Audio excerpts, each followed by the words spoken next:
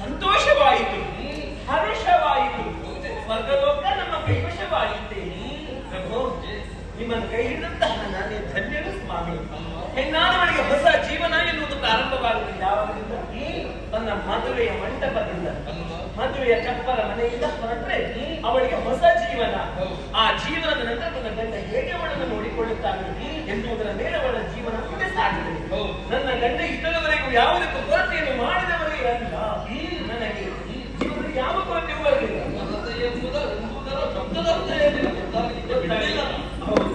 ಅದಕ್ಕಿಂತಲೂ ಮಿಗಿಲಾಗಿ ಗಂಡ ಹೆಂಡತಿಯ ಸಂಬಂಧ ಬಂದು ಸೂರ್ಯನು ಉದಯಿಸುವಂತಹ ಸೂರ್ಯ ಇದೆಲ್ಲ ಯಾವತ್ತು ಬೇಸರ ಆಗುತ್ತಿಲ್ಲ. ನಿತ್ಯ ನೂತನ ಅಂತ ಹೇಳ್ತಾರೆ. ಇಂದು ಉದಯಿಸಿದ ಸೂರ್ಯನನ್ನು ನಾವು ನಾಳೆಯೂ ನೋಡುತ್ತೇವೆ. ಬೇಸರ ಆಗುತ್ತದೆ ನಮಗೆ? ಇಲ್ಲವೇ ಇಲ್ಲ. ಭೋರ್ಕರೆ ವಶದಲ್ಲಿ ಅದನ್ನೇ ನಾವು ಮತ್ತೆ ಮತ್ತೆ ನೋಡ್ತಾ ಇರ್ತೇವೆ. ನಮಗೆ ಬೇಸರ ಆಗುತ್ತದ? ಬೇಸರ ಆದ್ರೆ ಹೋಗಿ ನಾವು ಕಣ್ಣು ಬಂದಿದ್ದೀವಿ.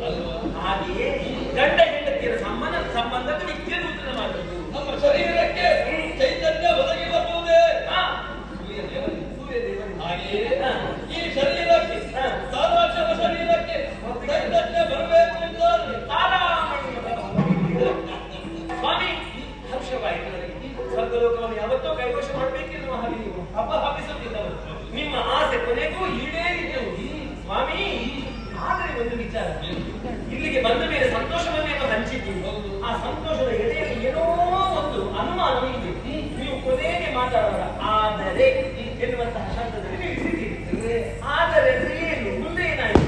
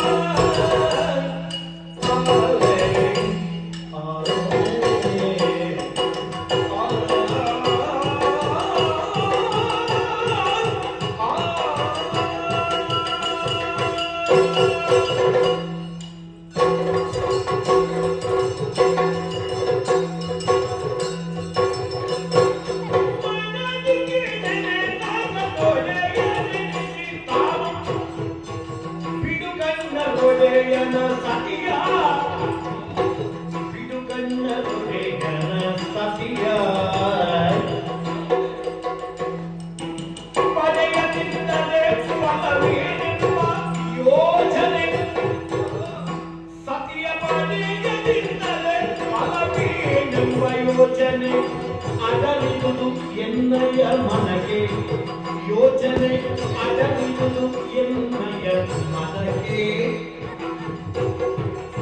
ಅದರಿಂದ ಇಂದ್ರ ಪದವಿ ಕೇಳಲಿಂದ್ರ ಪತ್ನಿಯು, ಅದರಿಂದ ಇಂದ್ರ ಪದವಿಗೆ ಕೇಳಲಿಂದ್ರ ಪತ್ನಿಯು ಕ್ರಮದಿಂದ ಭಾಗ್ಯವು ಎನಿಸುವಳು, ಕ್ರಮದಿಂದ ಭಾಗ್ಯವು ಎನಿಸುವಳು. ಕುಂದದೆ ನೀ ಬಿಟ್ಟರೊಂದಾಗಿ,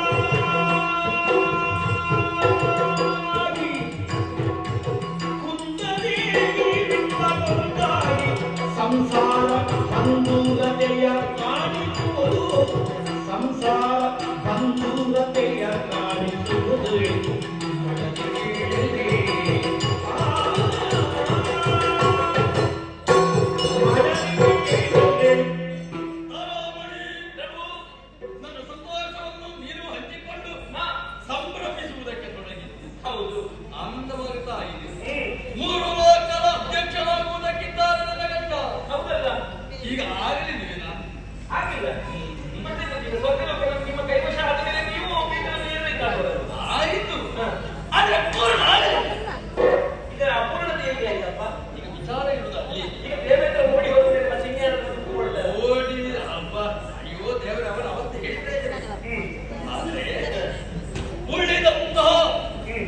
ಸರಿ ನನ್ನ ಮಂತ್ರಿಗಳು ಅಲ್ಲ ಪ್ರಜಾವಣಿಗಳು ಆಡುವ ಮಾತೊಂದಿದೆ. ಏನು?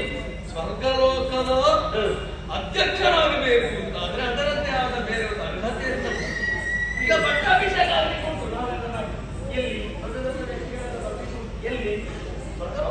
ನಿಮಗೆ ಹೌದಪ್ಪ. ಆಗಬೇಕು, ಅದು ಒಳ್ಳೆದು.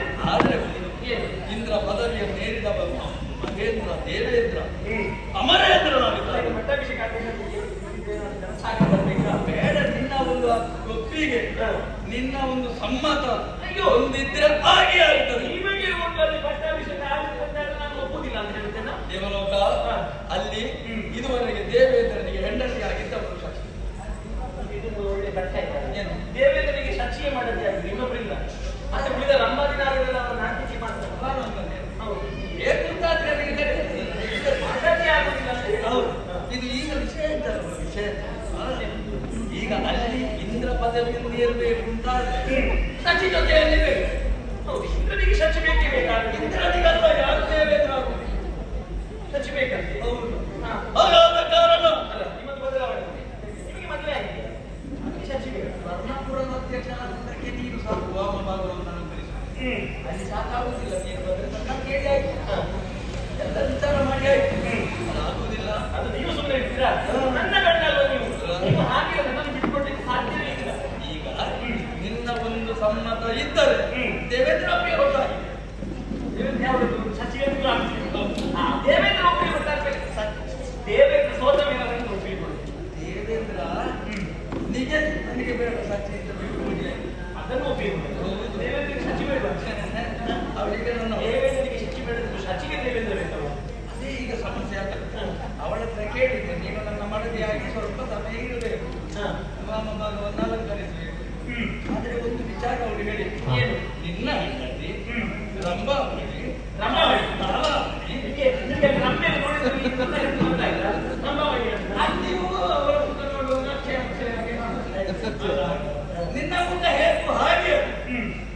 ಆದ ಕಾರಣ ತಾರಾಮಣಿ ಒಪ್ಪಿದರೆ ನಾನು ಖಂಡಿತವಾಗಿ ಬರುತ್ತೇನೆ. ಯಾರಿಗೆ ಹೆಚ್ಚು? ನನ್ನ ತಾರಮಣಿ ಒಪ್ಪಿದ್ರು. ಹೌದು. ಒಪ್ಪದಿದ್ರೆ ಆದರೆ ನಾನು ಹೇಳಿದೆ, ನನ್ನ ಹೆಂಡತಿಯೋ ನನ್ನ ಬಯಕೆ ಏನಿದೆಯೋ, ನನ್ನ ಇಚ್ಛೆ ಏನಿದೆಯೋ ಅದಕ್ಕೆ ವಿರುದ್ಧವಾಗಿ ಮಾತಾಡುವ ಬೆಳೆಯಲ್ಲ. ಹಾಗೆ ಹೇಳಿ ಅದನ್ನು ನೀವೇ ಹೇಳಿದ್ರಿ. ಹೌದು. ನಿಮ್ಮದು ಮಧ್ಯಮ ನಿಮ್ಮದೇ ಆಗ್ತದೆ. ನನ್ನ ಬರುತ್ತದೆ. ನಿನ್ನ ಅಂತ ಹೇಳುದು ನೀವೇ, ಅವಳು ಒಪ್ಪಿಗೆ ಸೂಚಿಸ್ತಾಳೆ ಅಂತ ಹೇಳುದು ನೀವೇ. ನಿನ್ನ ಮನಸ್ಸು ಹೇಗೆ ಇರ್ತದೆ? ಆದ ಕಾರಣ ನಾನು ಪೂರ್ಣ ಅಮರೇಂದ್ರನಾಗಬೇಕು ಅಂತಾದ್ರೆ ಸಚಿ ನನಗೆ ಬೇಕು. ಸಚಿಯನ್ನು ಕರ್ಕೊಂಡು ಬರುವಲ್ಲಿ ನಿನ್ನ ಸಮ್ಮತ ಬೇಕು. ಒಪ್ಪಿಗೆ ಕೊಡುತ್ತೇನೆ. ಏನು ಪ್ರಭು ಇದು? ಸವತಿ ಮಸದಿಯೇ